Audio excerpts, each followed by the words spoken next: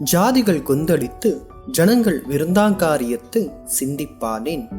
கர்த்தருக்கு விரோதமாகவும் அவர் அபிஷேகம் பண்ணினவருக்கு விரோதமாகவும் பூமியின் ராஜாக்கள் எழும்பி நின்று அதிகாரிகள் ஏகமாய் ஆலோசனை பண்ணி அவர்கள் கட்டுக்களை அறுத்து அவர்கள் கயிறுகளை நம்மை விட்டு எரித்து போடுவோம் என்கிறார்கள். பரலோகத்தில் வீற்றிருக்கிறவர் நகைப்பார், ஆண்டவர் அவர்களை இகழுவார்.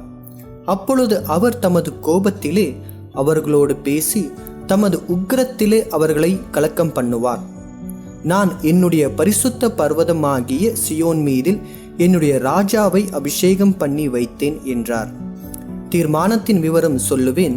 கர்த்தர் என்னை நோக்கி, நீர் என்னுடைய குமாரன், இன்று நான் உம்மை ஜனிப்பித்தேன். என்னை கேளும், அப்பொழுது ஜாதிகளை உமக்கு சொந்தமாகவும் பூமியின் எல்லைகளை உமக்கு சொந்தமாகவும் கொடுப்பேன்.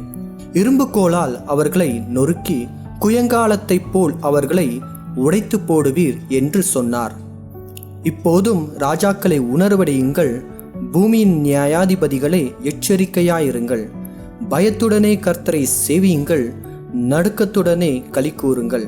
குமாரன் கோபம் கொள்ளாமலும் நீங்கள் வழியிலே அழியாமலும் இருக்கும்படிக்கு அவரை முத்தம் செய்யுங்கள். கொஞ்ச காலத்திலே அவருடைய கோபம் பற்றி எரியும்.